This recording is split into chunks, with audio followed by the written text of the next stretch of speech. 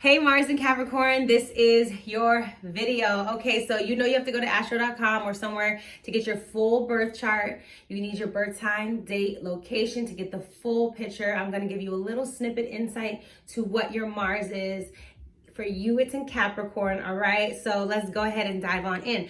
Mars is your drive, your energy, your passion, sex. It could be rage, anger, blood, accidents, all right? It can rule violence. It can rule, it rules your independence, the way that you pioneer, or it could be the lack of all of these things, okay? The lack of all of these things, especially if you have Saturn there. So it's not going to be a lack of, but I'll explain this as the video goes on. All right. So Mars is what gets people up. It gets people driven. You know, I always have this analogy for the sun, moon, and rising, which you guys, I'm sure you know about. Your rising is the vehicle in which you drive life in, okay? The vehicle in which you drive life in. So I'll say for a Pisces rising, it'll probably be something on the water, right? Like a boat or something like that.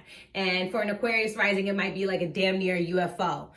For a Cancer rising, it might be a minivan, okay? And I could do a whole video on this. If you guys want me to, let me know, because I can kind of break it down into different things, and maybe you guys can tell me your sun, moon, and rising in the comments below, and I'll take a couple of them and make a video out of it and explain how I see it. But the sun is going to be how you're decorating the car on the inside, okay? What does it look like? What kind of textures are there? Leathers are there? You know, is it Velcro? Is it fake fur? Is it, you know what I'm saying? Are there patterns? Is it all one color? Is it matte, glossy? What's going on in there? And then the moon is what you're listening to. All right. So are you listening to a podcast about tech information? Are you listening, to your old favorite mixtapes from when you were in high school? Are you having a conversation on the phone with your dad or your mom, your grandpa, or something like that? Like what you're listening to and what you're engaging in, what makes you feel good. Now, Mars is the gas in which you put in this car. Okay. So when we're talking about Mars is, okay, so you might have all the other stuff that I was talking about, but you might have a Mars in Aquarius. So you might be putting UFO gas in that minivan so that you can go, and go fast or go to outer space or float or something like that, okay? So for you though, as a Mars in Capricorn, you're in Earth. Okay, so whatever and trust me, it's gonna be expensive. And trust me, people gonna see what you got. They gonna see it's gonna be a status car. Okay, when we talk about Mars and Aquarius, baby, we talk about Lamborghini. We're talking about the range. We talking about their Mercedes. We talking about that BMW. We talking about like a label brand car. Okay, when we're talking about Capricorn, but this is the gas though that you're driving with. So you have premium gas when we're talking about Mars in Capricorn, all right? Now, if you have a Capricorn rising, you can apply the same ideas I was talking about, the image of the car to your outside and how people perceive you. But the gas that you're driving with a Mars in Capricorn, okay, is quality gas, baby. It's the top of the top, the cream of the crop, okay? And not everybody gets this gas. All right, Mars in Capricorn. So Mars is the only planet with its own independent orbit. So that's why Mars is known as that independence and that fire. What gets you up out of bed, your ambition, your drive, like I was saying. All right, the thing that gets you fired up in the morning, and yours is in Capricorn. All right, you're not necessarily quick to fire up because you're ruled by Saturn. Okay, and Saturn is about time, karma, legacy. Okay, and Capricorn is about public image, fame, social status, creme de la creme, cream of the crop on the top, baby. That type of energy. When we have Mars in Capricorn, you guys are driven by the long-term goals you have set for yourself. You are driven. You are getting up out of bed every morning because you have certain things on your checklist, on your goal list that you have to accomplish in this lifetime. Mars in Capricorn probably has a bucket list hanging up somewhere in their phone, somewhere around them, because they said, no, an accomplishments list. Mars and Capricorn are driven by accomplishing something, okay? But they want something that can actually give them results. These people are driven by results, not theories. They could be theoretical in their other sign placements, but they're driven because they need to get the answer. They need to actually see the tangible results of the question, person, place, or thing, or whatever they're going after. Mars and Capricorn, all right? These people are methodical. These people probably do this a lot. Like, all right, let me see how I'm gonna have to dig into this, especially if they have Libra placements, okay? Mars and Capricorn are driven by being long-term and making sure that they're seeing each step in front of them. This is way different than Mars and Aries. Mars and Aries just shoots the shot and goes for it. Not Mars and Capricorn. No, baby. Listen, you know why? These people need results. These people understand that every action has a reaction. These people really understand every action has an equal, or was it equal or more of a reaction? You guys correct me in the comments below. So Mars and Capricorn, they say, no, baby. I hear you. I might feel you. And you know, but I have to see what you're actually talking about.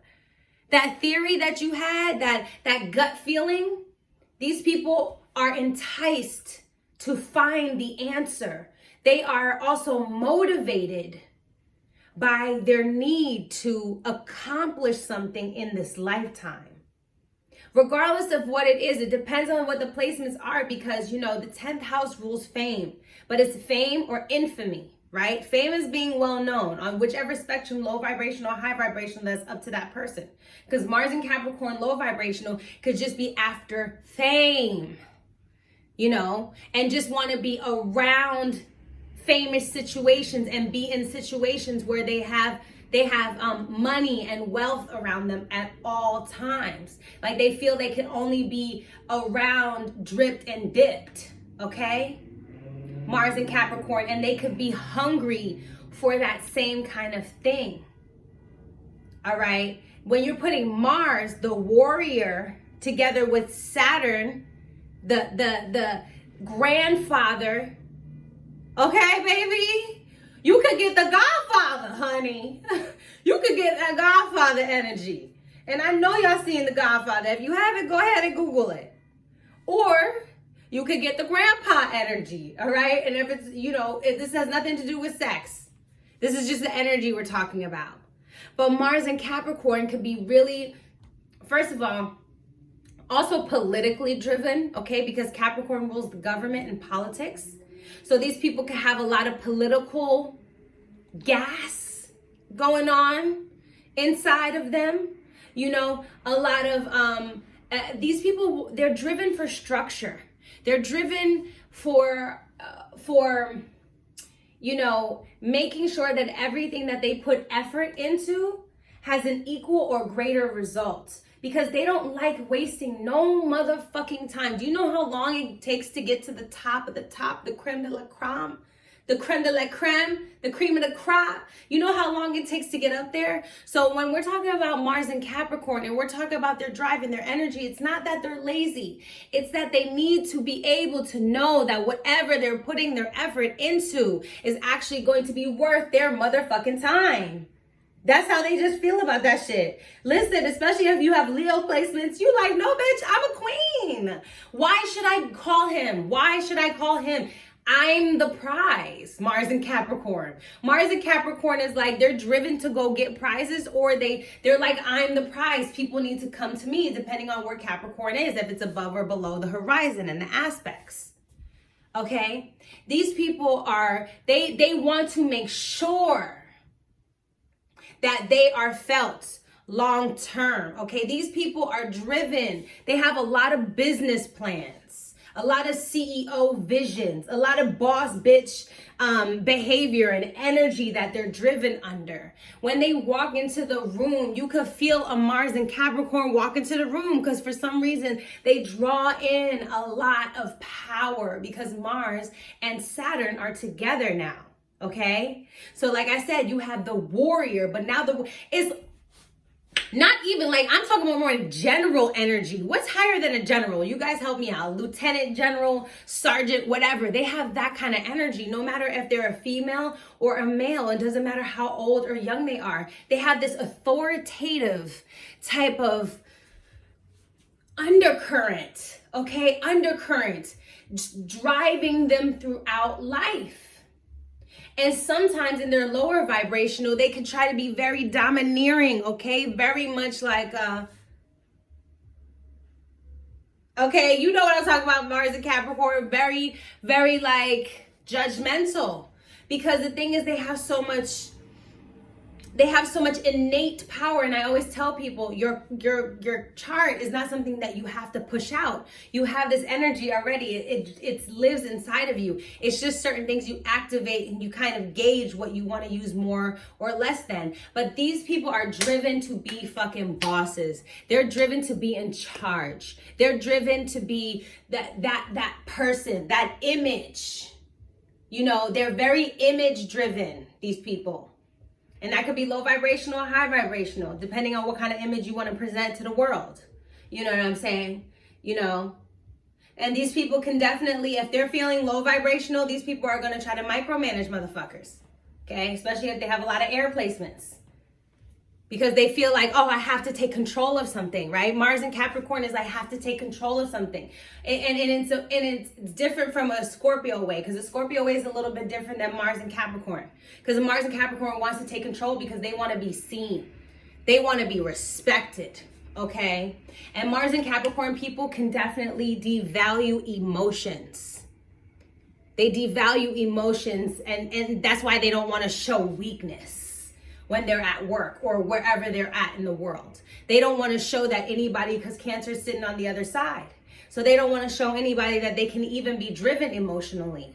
This is why these people can definitely be very short, to the point, you know, okay. They could be very one word driven sometimes, you know, whatever. Like they just want to use, they don't even want to do a lot. They might do a little stares, like a lot of, especially if they have a lot of water energy. They might just stare at you, or even more earth energy. More earth energy would just give you that laser stare. Like, what the fuck are you talking about? Do you know who you're talking to? Mars and Capricorn people, these are very strong people as well. They have a lot of strength. They don't even know how they can lift up or punch walls sometimes. These type of people might, especially if they have Aries placements, okay? They might be suppressing that natural aggression because of that Mars and Capricorn. There's a suppression of aggression here. A control, you're trying to control and structure your impulses a lot with this placement. And this can make you great in the business world. Very business savvy, okay? Very business savvy people, great in the business world. But remember, you got to integrate some of that Cancer energy in your real life, because people don't want to be dominated like that, okay? Unless it's in a bedroom. Y'all know what I'm talking about. Y'all some sensual beings too. Don't get it twisted. Earth signs are very sensual, y'all. Don't get it twisted. We'll make more videos on that. But yeah, so Mars and Capricorn, very interesting energy. They're very complex. Make sure that you guys allow emotions to live in your world. You know what I'm saying? Make sure that, yes, you can be practical and sensible, and, you know, you need results and all this other stuff. But like, you know, you guys understand long term.